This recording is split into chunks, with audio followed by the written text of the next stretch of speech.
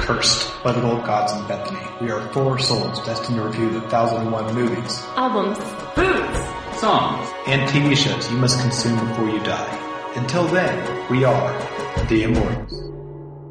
And welcome to episode 126. Woo! My name is Austin. Yeah! I'm Sarah. I'm Lee. I'm Pedro.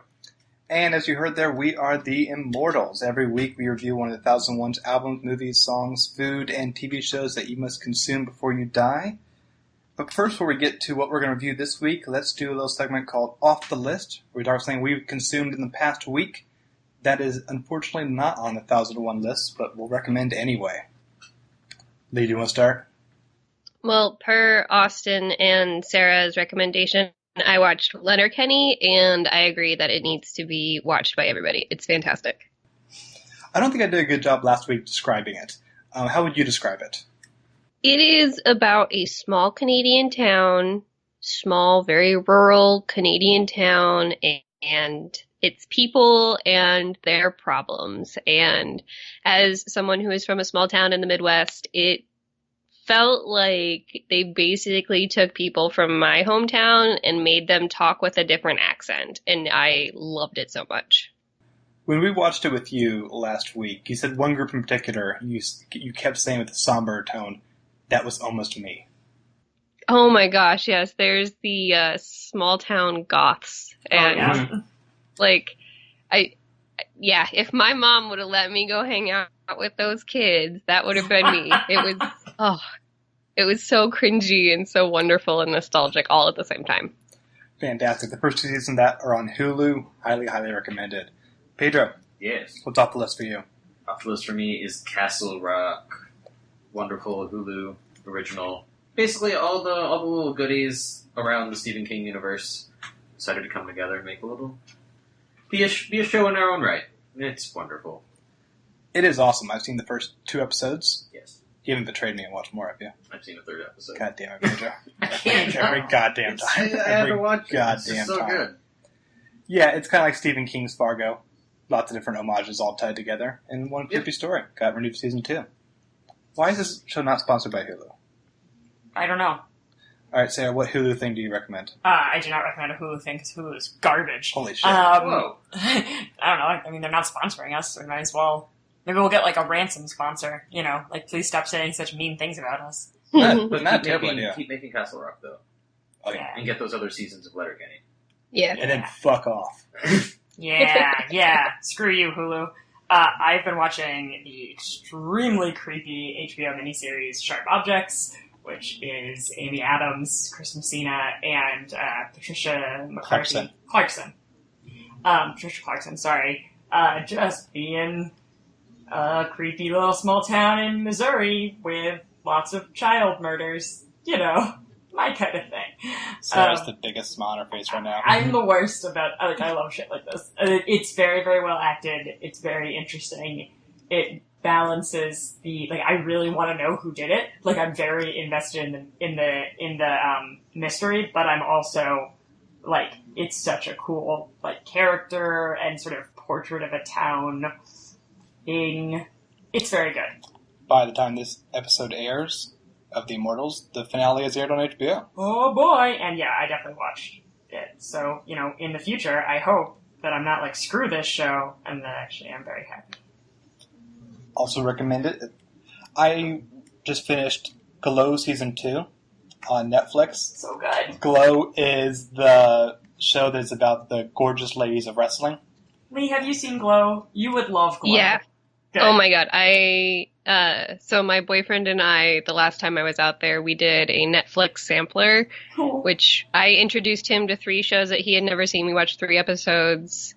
And then he did the same thing with me. And so Glow was one of the shows that I hadn't seen. And we sat down and watched the entire show that weekend instead of watching his other choices. It's so good. I think Season 2 is even better than Season 1. Yeah.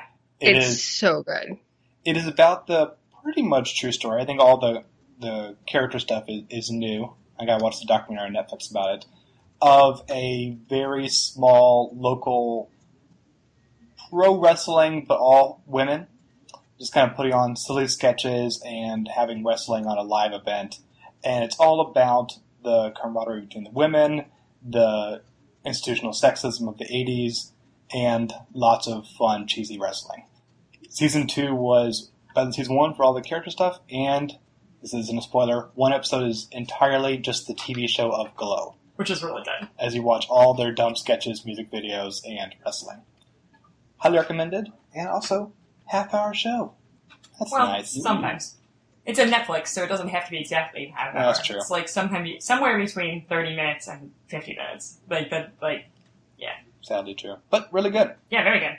But now it's time for this week's lineup. Sure. We are going to be doing number 116 of all the things on all these lists. And let's run down. The movie is The Baker's Wife. The album is Eli and the 13th Confession by Laura Nyro. The food is Home Hearts. The song is O Carolina by the Folks Brothers. And the TV show is Star Trek. But first, let's go to the most obscure one on the list, The Baker's Wife.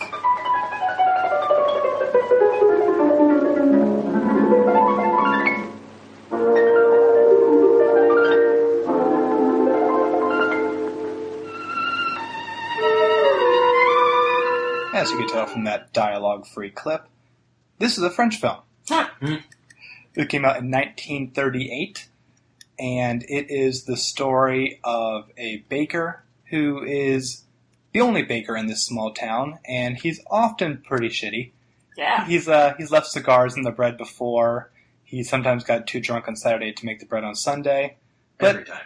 Yeah. Every Saturday. Every single Saturday. But he is the only baker in town. But that's true. I mean, the former baker died. Yeah, that's who they're talking about.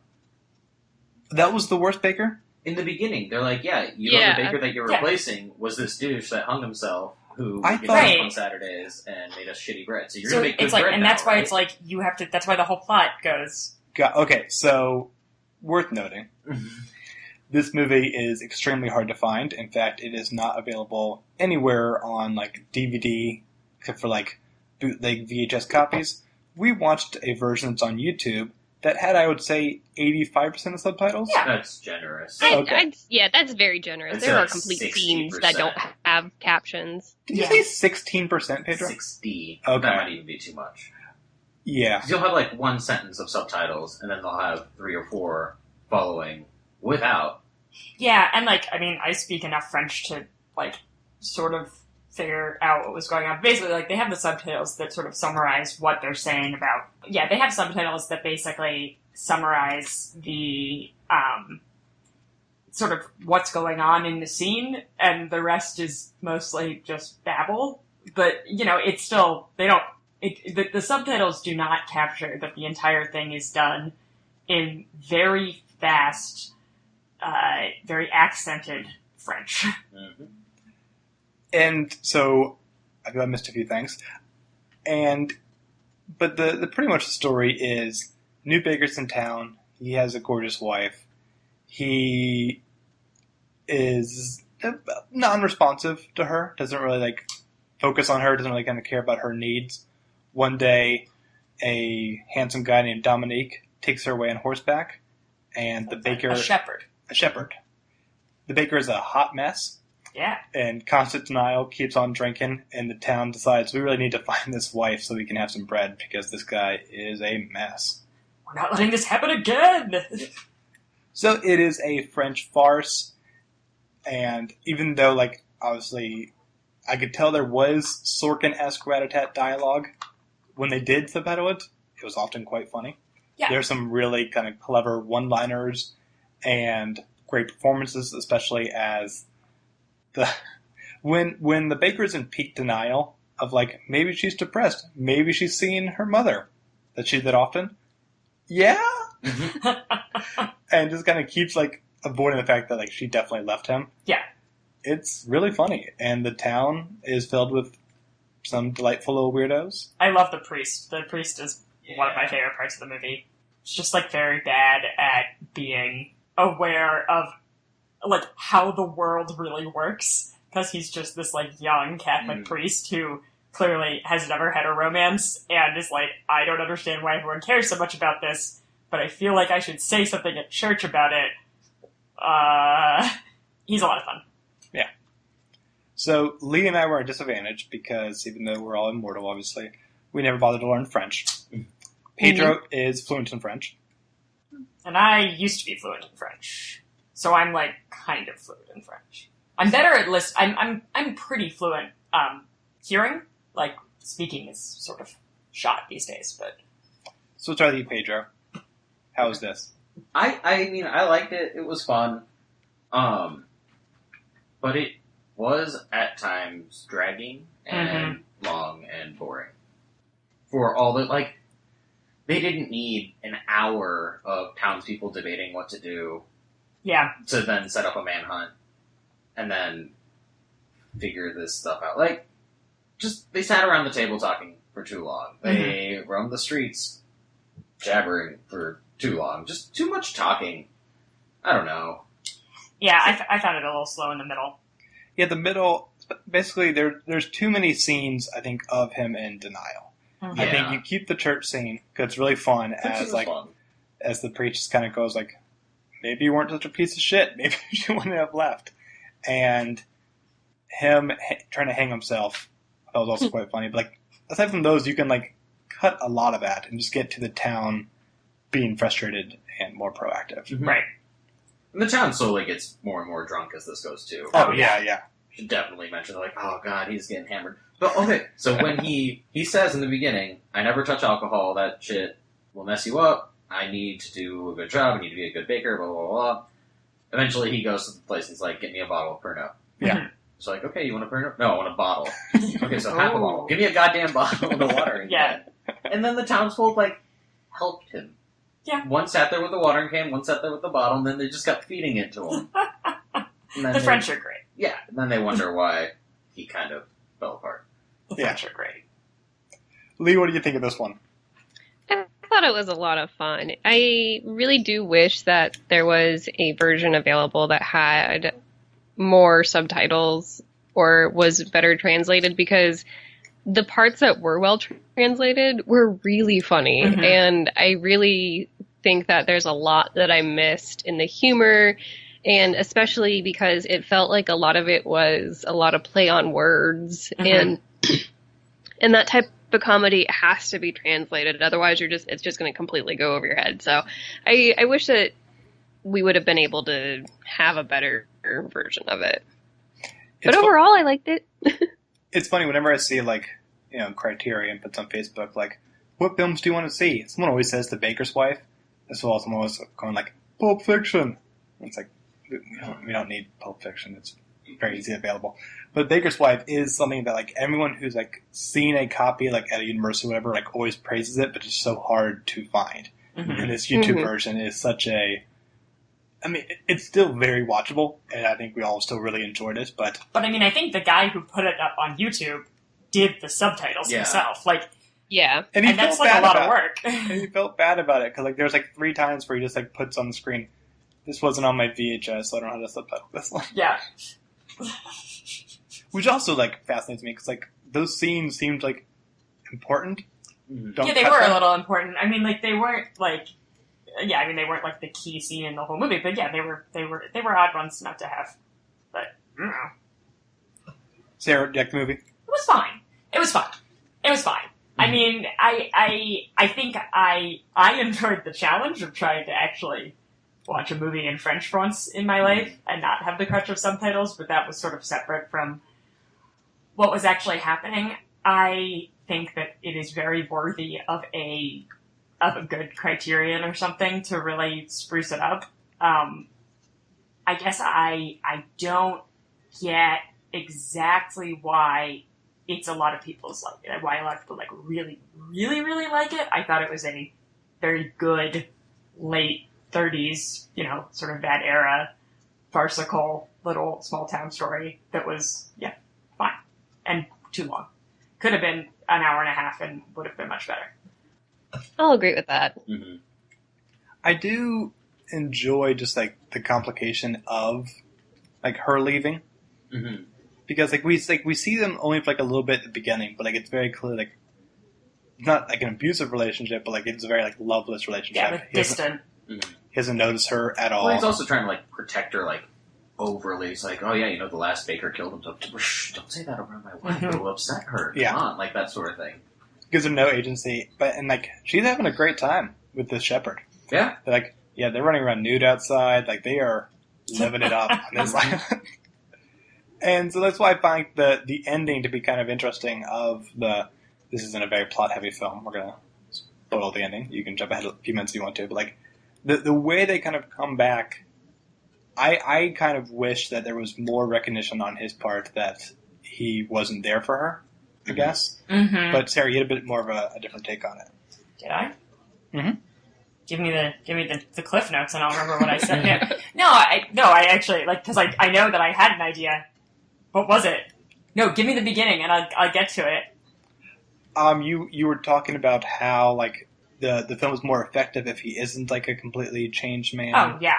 I think that the sort of, the interesting undertone of the story is that, like, she left him for a reason, and then, like, she's a woman, so it's not like she's gonna get to, like, she runs off with the shepherd, like, he's not gonna provide for her either, so she's coming home to something safe, but, like, it's all perfunctory. It's all everybody just playing their roles, and everything is getting put back to normal. And it's not that normal is good, it's just that normal is normal. I don't know if I'm saying that right, but I think the whole thing, there's like a disruption in this little town, and a disruption in this marriage, and then the whole movie is trying to avoid anything changing, and bring everything back to normal, and everything gets brought back to normal, and I really like that the last couple scenes are sort of like, yay?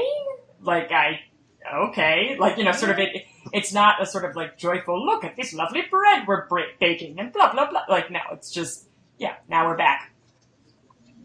The town falls apart. It's in disarray. They can't have that. No. So, this movie was made into a musical. In the 90s by Stephen Schwartz, who's best known for, like, Wicked and a number of other hit musicals. This was not a hit musical. In fact, it was a big failure, never made it to Broadway, kind of collapsed. And I listened to the soundtrack today, and I am glad it never made it to Broadway. The changes to the movie are so weirdly severe. The husband is a perfect character. He sings many songs about how much he loves his wife and how much she loves him. And they're the perfect couple. And the town people are kind of like batshit evil. At one point when she's away, the Marquis tried to like sell off his nieces to the baker, which is a strange thing. The town loves that they broke up because it's something that's happened in this town. It's the greatest thing that's ever happened in this town. And the wife is pretty much slut-shamed the entire musical. Good. Dominic the Shepherd is like an active like pursuer. He has a whole song about like, it's a bummer she's married, but I'm going to get her anyway. Lovely. It's a hot mess of a show. Whole soundtrack's on YouTube as well. Cool. Any more final thoughts on the baker's wife? Not really. I mean, I really want there to be a criterion of it, because I really want someone to write an essay about why I should care a little bit more than I do. But I thought it odd that a movie this pleasant is so hard to find, because it is. Mm-hmm. It's very good. Well, I wonder if it has at all to do with time period. It's 1938, small town France. We don't want any disruption or changes. That's actually, I mean, well, also it just occurs to me, like, why is this movie so hard to find? You know, 1938 in France, you know, after that it was kind of a hard time for France. Yeah. and probably for film. Yeah. Plastic. Right, yeah. That explains it. Oh, France. Mm-hmm. Henges. Alright, Henges. I'm going to give this out of 5 a 4.3. I really enjoyed it as a comedy and characters and such, but I don't feel I can ever go higher than a 4.3, because I only got, I feel like, 4.3 out of 5 understanding of it. I will give it a 4.4. Because I had a little bit more of an understanding of it. That's fair. I will give it a 4. I don't think it gets much more than that for me, but it's pleasant. If it sounds pleasant to you, you should watch it. I'll give it a 4 as well. Alright, that is The Baker's Wife. You can watch most of it on YouTube. Check it out. Yep. Now it's time for the album segment. Lee, what do we hear this week? This week we listened to Eli and the 13th Confession by Laura Nyro.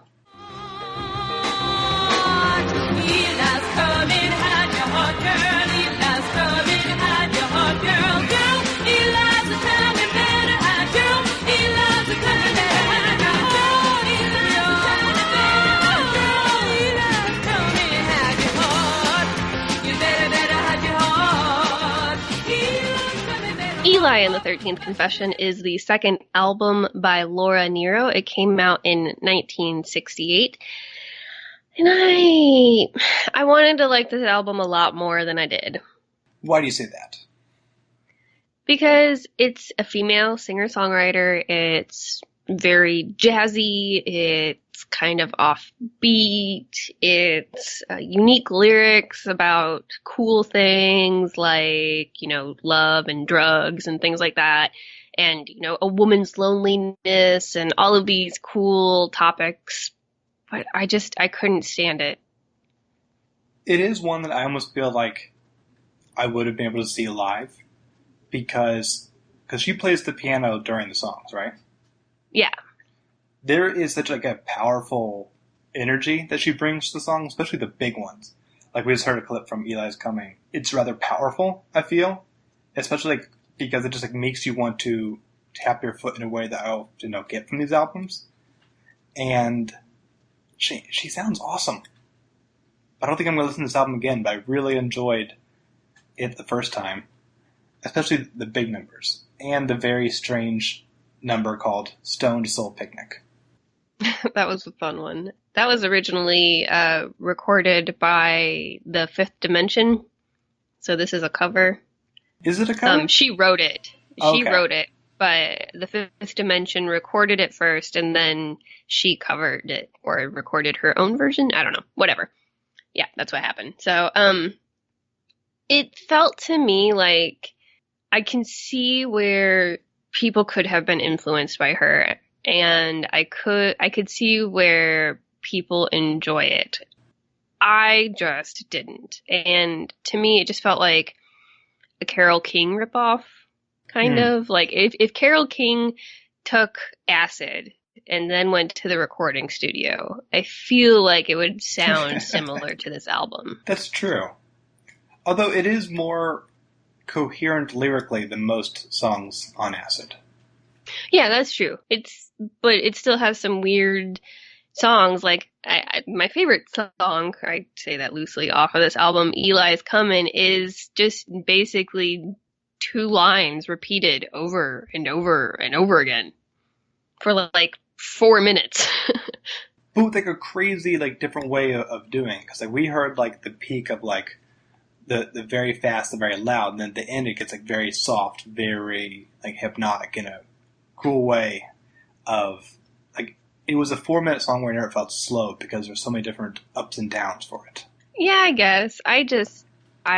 This album wasn't it for me. I wanted to like it a lot more, especially since I am a huge fan of Regina Spektor, who I feel is the early 2000s version of Laura Nyro. Laura Nyro. So I wanted to like this album. Her vocals just drove me crazy. I did like her vocals, but I do, especially as time passes, so many of the songs faded away from me. So yeah. I think I only ended up really liking maybe 4 of them. The ones we mentioned, Lonely Women, I think is a really good one. But and that was one that I really, really wanted to like it because it has an interesting topic, especially for 1968. But I couldn't stand her vocals long enough to digest the lyrics. That's true. I get that. I do admire that it is so unapologetically feminine. Yes, it is. And that's something that we don't see enough, especially because we only have a fragment of women performers in the album section, which continues to be a problem. But I really liked that approach, even though I didn't love all the songs. I agree. The topics of the songs themselves are interesting, and I feel like this is a fantastic case of where if you gave me the lyrics as a book of poems, I would really enjoy it. But listening to it as a music is just not for me. All right, you know what it's time for. Henge. I will give this album a 3.5, I think. I'm going to go the solid 4. I think really even just talking about it for a few minutes made me like it a little bit more. Yeah, I'll give you that. All right, now it's time for the food segment. What do we have now? The food today is palm hearts, or hearts of palm. They're from the palm plant, and they're a vegetable. They usually come in cans. I don't think I've ever seen them fresh, but they're packed in salt water and used in salads, and I've never had them before. But Pedro has, apparently. I see them a lot well, we get them at Trader Joe a lot, and they have, like, glass jars. But Yeah. that's indistinguishable from can. I have had it fresh once, I think. Well, I don't know if it's technically fresh or not. So it's really cool. It's like this restaurant in Brazil, and it's not just the heart. It's like the whole piece of the central tree, which still has, like, bark on it on the outside. They cut it in Weird. half and grill it, and then you eat out the inside, the central part, which is the only part that makes it in the canned stuff. But it was like a whole chunk of tree. Oh, You man. Fish out the middle, and it was really good. I'm not afraid to speak my ignorant thoughts. Um, I thought it was going to be a giant lettuce-like piece of leaf. no, baby. No. It's the middle of a tree. It's wood. I was thinking more of the palm. Leaf. Who wants? Yeah. Someone eat. I ate. It looks like cheese. Here. It does. Well, like, until you cut into it, and then it looks like an artichoke, which is also what it tastes like. But it's, when you cut it apart, it's got this sort of, it looks like an artichoke. It's got sort of interior, like, ridges and, like, fibers, sort of? It's straight up plant fiber. Yeah, it's tasty. It looks gross. No, it does, but it's really tasty.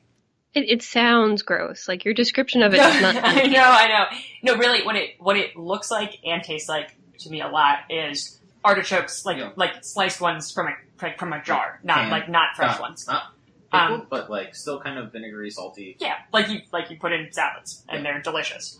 As is this, Mm-hmm. but they definitely have a different flavor. Like it's very mild flavor. That is not what I expected. Yeah, I know it's not. It's weird, but they're good. I like them. They're definitely, it's definitely a specific flavor Ooh. that is different than, it's a little milder than artichoke, I think, and it's, tasty. We call them palmitos. Aw, cute. Yeah. Palms, My but friend from little. Argentina, he loved to eat them on sandwiches. Huh. Cut them in half. It's so much juicier than it looks. Yeah, it's... It looks like string cheese surrounded by, like, prepared white meat chicken. Yeah, it's very strange looking. And it's... It looks like string cheese. And they're canned in salt water, so they're very salty. Okay. But yeah, they're tasty. I like them. And I've never had these before, so I'm happy that I've now tried them, because now I will put them in salads. They are great. I grew up with this stuff, so. Yeah. And I will learn to like it more by eating more salads with them in it. But right Okay. now, it's like a bit too, like, tangy. What? Oh, okay. It's weird tasting. Do you like tomatoes? Yeah. I should like them more, though. I have a feeling that this is kind of... It's like when I was a kid, They're very I liked acidic. tomatoes, Yeah. and I wasn't the biggest fan of this. Mm. A little bit. And, like, both of them have grown more on me, very parallel. It might also be because, like, one of the most common salads we do is just chopped up tomatoes and palmitos. Right. I think there's a point there. Like, 'cause I like tomatoes, but when it becomes, like, too juicy... Mm-hmm. Okay, when it's, too much like the ideal tomato... Then you're like, no. Oh, boy. Not today, tomato. Okay. We seem really smart in the middle of this show. I feel like we And should the hedge song this and and food move on with parts, our lives. I'm really, like, nailing it. Henges. 4.2. These are good. 4.8. This shit's amazing. 3.1. I'll learn to love it. Oh my god. Aww. Monster. Wynne really wants some, the dog, but I'm not going to give Do you them like to her. trees? I like things that look like food. Aww. Now it's time for the song segment. Yes. What do we got this week? This week we have listened to Oh Carolina by the Volks Brothers. Oh, Carolina. Oh, Carolina.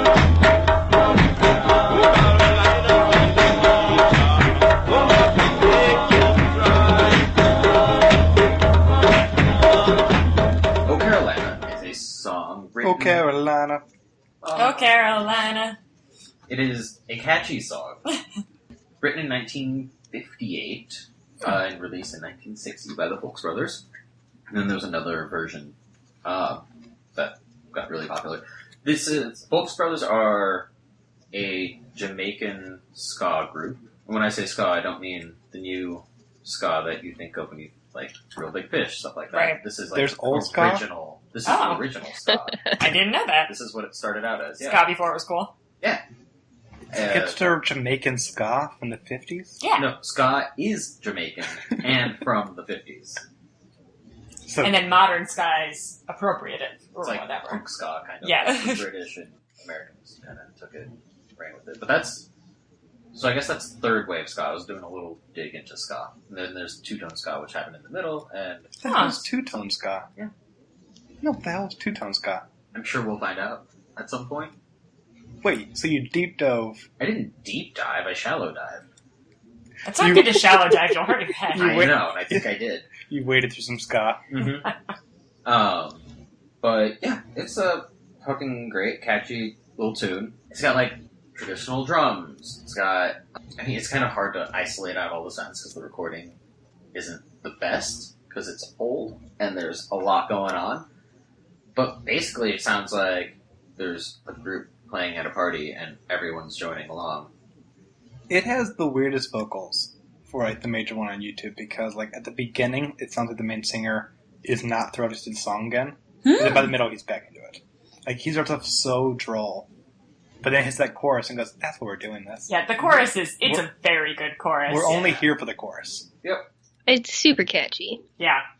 It's weird. It's always weird when I hear a really catchy song that I've never heard before. And I'm like, oh, well, now this is stuck in my head and no one's heard of this song. So the guy that wrote it, John Phillips, apparently wrote it about his girlfriend. Who's not named Carolina, but... Who was not named Carolina? No, she Well, had then- a different name. But okay. for whatever reason, it became his song. Wait, what the hell? I don't know. Alright, let's see here. There's some gaps in that story. There's it's in here. What did you write the song about? Blah, blah, blah, blah, blah. That's about it. This song is what kind of launched Folks Brothers into light. It tracked well in the UK, not so well in the States, but yeah. It's like, oh, this ska stuff that is Jamaican is great. Let's have more of it. It's kind of weird that it didn't do well in the US because it kind of has that kind of catchy It's beachy. Elvis-like vibe. Yeah, it does. This would go well. For Well, Elvis. apparently it started well in like alternative type stations. probably and did. It stuff may that, not like, have It didn't made have a the- lot of airtime in like Yeah, the regular rock and roll. mainstream. The alt ska stations. Yeah, Yeah. you know, those alt ska stations, Mhm. 1958. Oh, yeah. Lots of those. Question. Yes, The Folks Brothers, Yes. were they black? they're Jamaican, So probably? probably. I mean, I that feel would like also that answers our- explain... Yeah, it does, doesn't it? That's our oh, answer. Our the question. whole like airtime Wah, thing. wah, wah. Racism. The answer to most mysteries. Especially about America. Yep. Yep. Oh, Carolina. Oh, Carolina. It's On very that Super note, catchy. Yeah, no, it's wonderful. It's an awesome, catchy song. it's we should listen to it a lot. Yeah. I will. I'm just gonna be singing this like to myself. For the next 5 to 10 years. Yeah. Yep. Song's great. I really wanted that Henge's introduction, by the way, to just be, oh, Carolina, again, but whatever. Anything's possible, right? It is, but it's not going to happen. Wah, wah. Wonderful song, great. I give it 4.4 again. Right on par with the French movie. Look at it, 4.4. Yeah, that sounds about right. 4.2. Because I assume there are more parts beyond the chorus. Oh, Carolina. Lee? 4.25. Nice. And now it is time for the TV show. We're going to travel to the original series of Star Trek.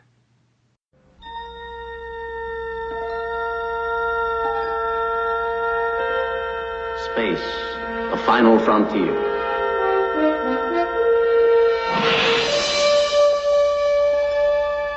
These are the voyages of the starship Enterprise. Its 5-year mission: to explore strange new worlds, to seek out new life and new civilizations. To boldly go where no man has gone before.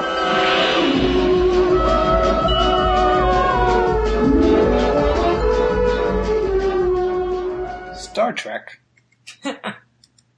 Let's introduce the idea of Star Trek. What's Star Trek? What is Star Trek? It's a show that we've sort of already covered before. Because like a year plus ago, we did Star Trek Deep Space Nine. True. That's a good point. Which is the third series. Correct, of yes. now 6 series. You got original, TNG, Yep. the next generation, Deep Space Nine, Voyager, Enterprise, and Discovery. And if you want to count the animated series. I don't. Nope. All right. So, yeah, there are now 7 TV series of Star Trek, over a dozen films, and this is where it all began. It was a show created by Gene Roddenberry. It ran for 3 seasons on CBS, and it's fascinating. I watched a season and a half of it. I've now seen over half the show, and I've seen the first 4 films. It stars William Shatner as James Tiberius Kirk, Captain Enterprise. His right-hand man, Mr. Spock, half human, half Vulcan. He's got his chief medical officer, Bones McCoy, and a bunch of other weirdos on his ship. Including Uhura. Who shows up later. Uhura doesn't show up later. Uhura's there from the beginning. No, it takes about half a season to show up. Oh, okay, yeah, she's in the first season. Chekhov doesn't show up till the second season. Yeah, Chekhov's later. You got Scotty, he'd beam people up and down. Scotty's great. And the show is supposed to be they go find new places and then do some diplomacy. In reality, their budget has, for the first 10 episodes, I would say 7 of them are someone on the ship is acting weird. Yeah, oh, definitely. It's kind of and usually, Kirk falls in love with something he shouldn't fall in love with, which is a problem. Thing or woman, Okay. or more often, woman-shaped alien who we swear is actually an alien and not just a woman. And it almost ruins everything, and then doesn't.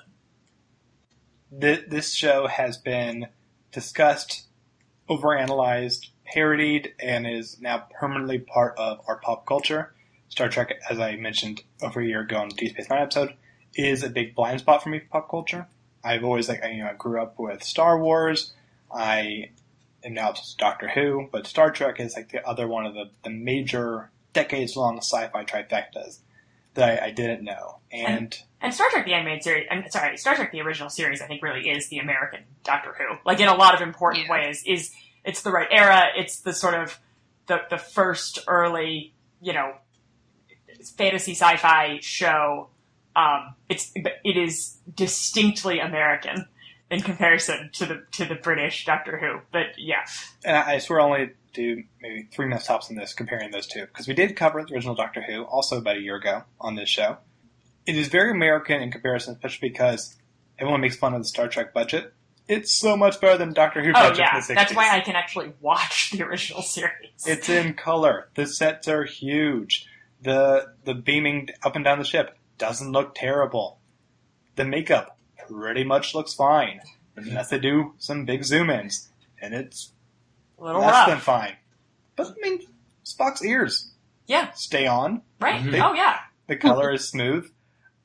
But I think what is the big difference is, whereas Doctor Who, the original, had hysterically no budget, they definitely had higher ambition for its stories. Yeah. So, the first story of Doctor Who is a 4-parter that takes place mostly in caveman land, and they have to, go crazy and stop the political underminings of that. Next one is a 7-parter about the Daleks, which is a Nazi metaphor, which became the most iconic villain in the show. It takes a long time for them to be this is a great episode, or even just a great story of Star Trek. Well, and I think that's because Star Trek's ambitions are actually very different and very American, in that their ambitions are about very strong sort of pro-progressive, pro-sort of American exceptionalism as we would have defined it in the 80s and 90s. The idea that, maybe we can all, love each other and get along if we just love, democracy and equality enough, is very much what Star Trek is going for. And so most of what the show is doing that's unusual for its time is having a bunch of people who don't look like each other run around together and do stuff.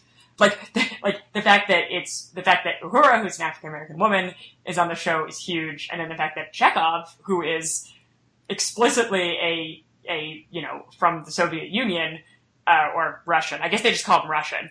It does crack me up that like somehow His accent is great. His accent is great. I will hear. Sometimes it is just Jamie from Outlander, which is Scottish. It's so good. It's so good. But no, like I mean Also, that we have Sulu, played by George Takei. right, and exactly, and so you basically, I mean, that's what the show is primarily talking about, and the Federation is a very mid-20th century American exceptionalism concept, right? I mean, it's very much, if we just had the UN and we just all were friends with each other and, like, invested in science and technology and put down our weapons, everything would be okay. It's a very socialist idea. Yeah, well, except that it's not. Except in the pilot, Kirk shoots down the alien. Well, so no, let's be clear. Okay, Also, is the alien, or is Kirk the alien at this point? Come on.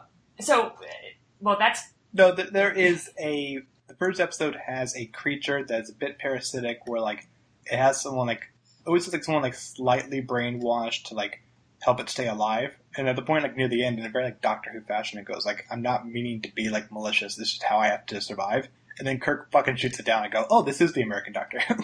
Yeah, and it's interesting that you said socialistly, because I mean it is. I mean, like in the way that we would now use the term socialist, what they're talking about is very much sort of certainly in America, what is considered a further left, more socialist proposition. At the time, calling it socialist would be the opposite of what it was, because socialist would have meant, Soviet era, communism and socialism, and it's a very, it's just literally have universal healthcare. They do. That's a dumb joke, though. I don't like it. Lee, you're more of a Trekkie, right? So my most recent childhood, I grew up in Germany. My father was in the Air Force, so we had one station in English, which was the Armed Forces Network, which, I mean, it had news, primetime TV, kids TV, and you didn't get to choose. That was it. Anyway, Star Trek, the original series, was one of the shows that we watched a lot because I would show it on AFN, and we also had the VHSs of it. So this is like part of my childhood, and it's one of those things that I hate how much I love it because it's just so nostalgic for me. Yeah. And I grew up my parents are Trekkies to a certain extent, and I remember we started watching Voyager when it came out and was live, which would have been in like 92 or 93? Maybe, no, it must have been more like 95. But anyway. It was around then. And then when I was a kid, and then also ended up watching a fair amount of The Next Generation and watched all the movies and definitely watched Trouble with Tribbles, which is a very silly episode of the original series. So much fun. Which I watched last night. It's so good. It's so good. You're all insane. It's so good, Austin. That is a beginning to end bonkers episode. Not just because, like, Peter looks confused. Have you ever heard of this episode? No. Oh, it's so good. So, there are these tribbles, which essentially are early gremlins. Tribbles, no, but you have to understand, because early gremlins make them sound like they have more agency than they do. No. They're just stuffed furry balls. Like it's like a featureless stuffed animal. Just an oval. Okay. And they multiply. I think at one point they say they're born pregnant. Yes, they are born pregnant. They multiply constantly, and they slowly start taking over the ship. Like koosh balls? Yes, Yes. they're yeah, sure. Like Large furry koosh- koosh balls. Like furry koosh balls. They maybe can move. We maybe see them move around a couple times. But it's just the dumbest episode. And What the hell? the Well, visual. not only that, it also is a Klingon political plot. Oh, yeah. There is a guy who's like maliciously selling them to get past a trade embargo. Oh yeah, And because then, it's Star Trek. then at the end, for pretty much no reason, Kirk unveils everyone's agenda and was like a Thin Man style murder mystery Yeah. reveal. And I'm like, this isn't a murder mystery. It's fucking tribbles. It's so good. Are you sure You're right. Shatner didn't just want to, like, get into a pile of soft furry balls? I just showed him like the iconic photo of Yeah. where like, thousands of tribbles follow him. The visual comedy in that episode, though, you have to admit that, like, the tribbles randomly falling out of vents during otherwise normal conversations is like, it's great stuff. But I mean, look, that is the silliest original series episode, but they're all pretty silly. I disagree. What about the one, maybe the one with Godzilla. Not Godzilla, but the thing that looks like Godzilla that he fights. What's it? Yeah, that was the thing. So, okay, everyone kind of looks to Star Trek as like, this is the real science fiction show. Star Wars is a space opera with fantasy elements because the Force is, supernatural, except for the prequels.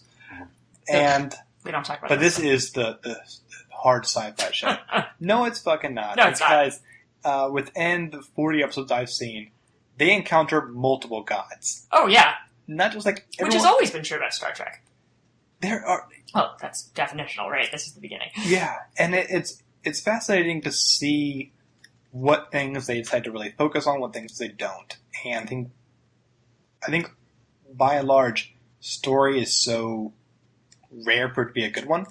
Yeah. I would say that of the 40 I've seen, I would say maybe 5 or 6 are great and recommendable, like beginning and end stories.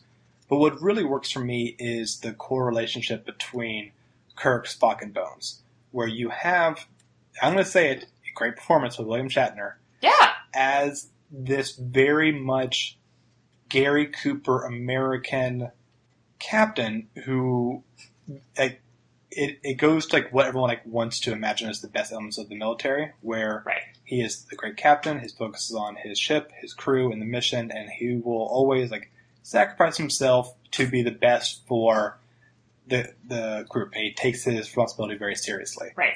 And part of that being so admirable is that Spock is someone who is incredibly, chemically rational. Mm-hmm. That's the Vulcan way, even though he's half human, half Vulcan.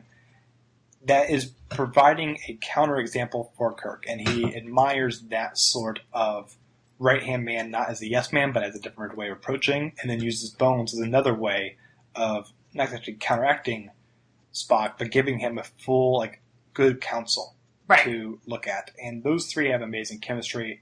Leonard Nimoy is absolutely incredible on the show, and you can see why, like, he instantly blew up. Yeah. And, yeah. And that's, like, I mean, so TNG, the Next Generation and Voyager are sort of, those are my Star Treks, and I think that a lot of the things that we think of as this is what Star Trek is come from the movies and from the Next Generation more than they come from the original series. The original series is a lot sillier. Starting with Wrath of Khan, the movies actually take themselves, at least some of the movies take themselves seriously, except for the best one, the one with the whales, which is the best movie ever. But Pedro, do you know what the one with the whales was about? Is it about whales? Well, yeah. Take it away, Sarah. Oh my gosh, it's the best. It is episode 4, called The Voyage Home, in which Kirk and Spock and Bones, or maybe Bones stays in the future, I don't remember, go back in time to 1970s, or 1980s-ish. San Francisco, where they end up helping a marine biologist save a whale, because the whale, it's like an environmentalist message, and the whales are going extinct, and that's one thing, and then also it's just Leonard Nimoy and William Shatner just like dicking around in San Francisco in weird outfits, and it's the best movie ever, and I love it so much. Is there a lot of time travel in this show? No. Yeah. Well, yeah, actually there is in the original series. Because these are the main plot lines of Star Trek episodes. Someone on the ship is acting weird. Why are they acting weird? We'll figure Aliens. out in 35 minutes. Yeah. We're going to a planet, there's some problems, and then, fuck it, we're going to do just a blank episode. Yeah. Like, hey, we're in a haunted house now, Right. and there are witches, and there are black cats, or hey, we're going back in time to, like, a cowboy era, or we're going back in time to, like, 1930s, aka, we don't have to build a set, because it looks more like a city. Right. And Doctor Who does those things better, because the Doctor Who goes, we're going to do a Doctor Who riff on it. This is just, we're going to put Star Trek characters in this thing. And aside from, like, Kirk smirking at, like, oh, look at this old technology, and Spock just being Spock as a fish out of water, aside from one of the most acclaimed episodes, The City on the Edge of Tomorrow, Very good. I don't care about the time travel ones. Especially because that one actually was about time travel, because Bones essentially gets rabies and goes back in time. They're Sure. this is gonna somehow start the apocalypse. We just don't know how or where. Yeah, this seems like a problem. But Lee, because you watched it so much when you were younger, did you watch any again now, and did you have a new perspective on them? Yeah, a few years ago, I started watching the original series just because I hadn't watched them in a while. And I remember one of my favorites, and I can't remember the exact name of it. It was the one where they end up on a planet and they all get basically drugged by the plants on the planet. Oh yeah, that one's weird. And Yeah, I love that episode. Sulu ends up with his shirt off and he's fencing people. It's great. Yeah, it's pretty good. But today I had some time before recording, and I ended up watching Plato's Stepchildren, which is the first interracial kiss episode. Oh, yeah. Dun dun dun.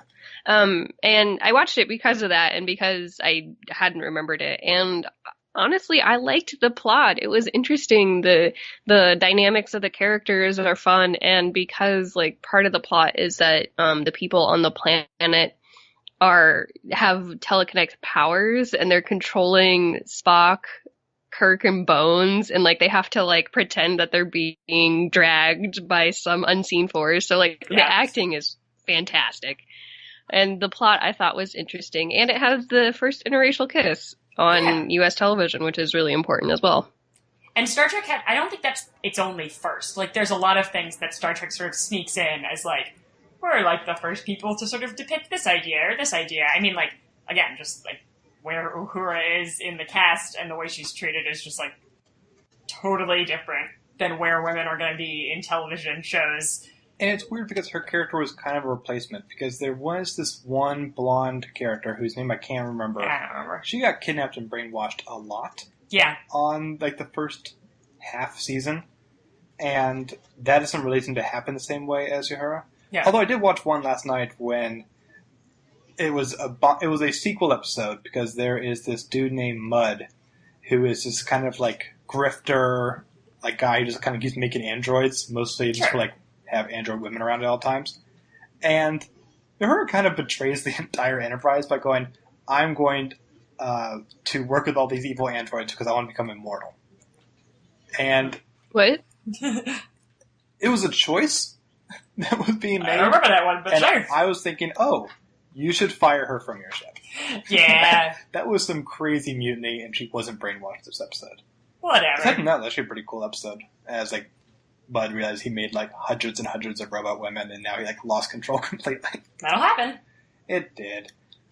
But yeah, there were a couple more that I really liked. The season 2 premiere called Amok Time is fascinating because they rarely kind of go into Vulcan mythology. I love anything on Vulcan. I am so in for. And this was the only one on Vulcan, and it's just because Spock's acting crazy because he's essentially going through biological changes. Yeah, It is his breeding time that happens once every 8 years. Going into heat, basically. Not in a way, that's how it works. That's how Vulcans work. Yeah. But the heat is you have to pair up with a woman back home, or crazy ass fight to the death. Yeah, it's very sort of It's masculine energy weirdness. Yeah. It was so cool to see Kirk as this guy's best friend. It's first of all, clearly going we all go through changes, Spock. Yeah. Pretty solid jokes. Yeah. And then very amused landing on Vulcan, him being the one completely has fish out of water. Very entertained by everyone with Spock ears doing crazy shit. Then of course he gets involved with the fight to the death, where he has to fight Spock to the death. Well, yeah. It's a really good episode. It is a good episode. And those two performances really always make up to me the bad episodes, which there are many. I don't think William Shatner is very good at this. Don't make him play two characters in an episode. Yeah, he's maybe a little above his skill level. Evil Kirk is always something. Although the one that was set in the first one in the Mirror Universe was pretty awesome. You got Spock with a goatee, and this shit goes down. Yeah, it's just this show is so, and because it's so central to nerd culture, it's just so referenced throughout just media space. like everything there's a Star Trek version of it, or there's a parody of every concept. It's just very, like, it's almost hard to rate because it's such, you can rate it as itself, and maybe it's not very good, but without the original series, you wouldn't have the concept of Star Trek, which is a much bigger thing. I think that I follow like 4 different parody Star Trek Twitter accounts. Yes. Like, I follow Swear Trek and Riker Googling and Worf Email something. I don't know. I follow a bunch of different like parody Star Trek accounts, and I wouldn't even say Star Trek is like my main fandom, as it were. It's just like Sarah was saying, it's so pervasive. It is a show where I think this is a show that nestled the great acorn of what like Star Trek will be. For a show that is seen as so progressive, I think it's still actually not very progressive. Oh, no, yeah. It has gender issues every episode. Oh yeah, no. Oh yeah. You can't argue that they didn't try hard to be progressive, but that doesn't mean they succeed. Even things that, like, even when it's indirectly about race, they sure do mock other species a lot. Oh yeah, no. Well, and also, like, for all its progressiveness about colors of humans, I mean, Star Trek also has space Jews, like, which are not great. Like, the Romulans, Romulans are a TNG thing, I think. They're here. Oh, they're in this? I mean, they're actually in, like, one of the best episodes, and they didn't have... No, sorry, the Romulans aren't space Jews, it's Ferengi or space Jews. That is not here yet. Yeah. We talked about that character in Deep Space Nine. Yep. I believe is also in TNG. I haven't seen TNG. But, yeah, I will keep watching the show because... I only got like 40 left anyway. And Music Box next month is playing the 6th Star Trek movie. Which one is that one? I don't know. The Undiscovered Country. Oh. It's the last one with this crew. So it'd be fun if I I've seen it, but I don't remember 5 and 6 very well at all. Yeah. I've only seen the first 4, so it'd be fun if I can catch up to watch the end of Kirk and crew. Wait, are they also playing the 4th one? No. Damn it. Lee, do you like the one with the whales? I love the one with the whales so much. I haven't seen the one with the whales since I was like 6 or 7, It's so I good. honestly don't remember it, but I do remember liking the whales. The whales are good. The only good one is Wrath of Khan. Fine, whatever. Go die in a fire. We met Nicholas Meyer, who wrote one of the best-ever short books. Wrath of Khan is great, but anyway. Which is a direct sequel to an episode I watched, Mm-hmm. where Khan is happily fascist the second he wakes up. Oh, yeah. Khan's a pretty cool character. Cool. But I think it's now time for... Henges. This is a perfect example of the idea is better than the show. 3.7. 4. Because tribbles. Some of them are really great. I'll give it a 4. Pedro, are you inclined to watching Star Trek after this I discussion? mean, maybe a little bit. It does sound kind of interesting. It's fun times. I think you'd dig it. I feel like I would. It's like the exact level of, like, your happiness cheesy. Ooh, Yeah. I like that. Yeah. Okay. You're convinced. At work, sometimes I watch Next Generation because it's on the TV sometimes. Did you hear that is sort of coming back? Yeah, with Sir what's his face? Sir Patrick Stewart. That's the one. He's reprised in his role as, French guy, Jean-Luc Picard. Oh, Yeah. cool. Did you realize that he's playing French? No. You I mean- can tell from his accent where he just is doing his English His accent. British accent. Yeah, no, it's not, yeah. Actually, to be honest, I thought that they were all Captain Kirk. I didn't know that they were different. Oh, you thought it was like a James Bond situation? No, they're not. That's a really funny idea. Wait, you've been watching TNG at work. I mean, not like very Closely, obviously. Yeah, exactly. Seriously, closely. They've never said the word Kirk. No. They typically look him in the I mean, eyes and Spock say, is still there. He's just Spock, right? There's a pointy No. eared guy. Spock No. is not in Is TNG. he not? No. No. Oh, am I thinking of? There's a really pale, pointy-eared guy, isn't there? That I've hangs not out. seen this show. No, Not there's in Next Data. Generation. Data is an android. There is an android guy. He's He's usually very yellow. pale. He's the Spock stand-in. All right, I'm gonna actually have to like. Well, you've seen the new watch movies, right? Like Chris Pine and... Oh, I've seen the new ones. Yeah. So that's Kirk and Spock. Yeah. Yeah. Okay. All right, we nailed What's this. the next number? Oh, What is the next number? I don't know. Alright, so next week the number is 835, and we're going to be discussing the following things. The movie is Hearts of Darkness, A Filmmaker's Apocalypse, which is a documentary about the making of Apocalypse Now, a film we reviewed a couple months back. The food is Kule Blaka. I have no idea what it is. Sounds like a nursery rhyme. Probably. Kule Blaka, Kule Blaka. Sure. The song is A Irmandade das Estrelas by Carlos Nunez. I'm assuming this is a Brazilian song. It's actually ska. Son of The album is not what Austin put on our note list. Uh-oh. It is 1977 by Ash. Indeed. What you gonna do? And the TV show is, not gonna say this one right, Baracco? Is it B-R-A-Q-U-O, French. Baracco? It is a French thriller series Ooh. Oh, it's French. hosted by our sponsor, Hulu. Boo. Hulu. Woo! That thing that isn't Netflix. Hulu. Fuck you, Hulu. Hulu, thank you for Letterkenny. And other Yeah. things. Castle Rock. Hulu. Oh wait, there's new Trial and Error to watch. Ooh. Alright, we're gonna be done now, right? Sure. In the meantime, you can do a whole bunch of things, happy listeners. We're happy you got to the end of the episodes. Now, here's some bonus stuff to hold you over till next episode. You can go to iTunes. You can write a review. That'll be a good 5 minutes of your time. You can also go to artmore.com. Find all the past episodes of this show, all 125 back episodes, in addition to other podcasts, including Let's Take 5, the podcast where myself and Eric Martindale pick a filmmaker and review 5 of their films to hide their excellence in range. We are in the middle of our Spike Lee 5 right now, and this week's episode is 25th Hour, the film that he directed but did not write. It's based off a novel by one of the showrunners of Game of Thrones. Good stuff. Everyone's in it. Edward Norton, Philip Seymour Hoffman, Anna Paquin, Barry Pepper. You get it. Also, Ad Absurdum. Yeah. Escape from New York's up now. I will, always stay tuned. We're like the gift that gives, like, right when you've given up on us, we'll show up again. So, we like to keep you guessing about when we're going to show up. Maybe soon. Maybe not. Probably soon. That's how everyone likes to receive gifts. Yep. Also follow us on at the Immortals Pod on Twitter. You'll see some updates and other bonus stuff about our episodes. And also, just leave a comment on the artmore.com.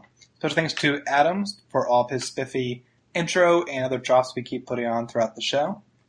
And we'll be back next Thursday. Until then, I'm Austin. I'm Sarah. I'm Lee. And I'm Pedro. Bye, everyone. Bye-bye. See you. Warm bread. What is there like fresh, warm bread?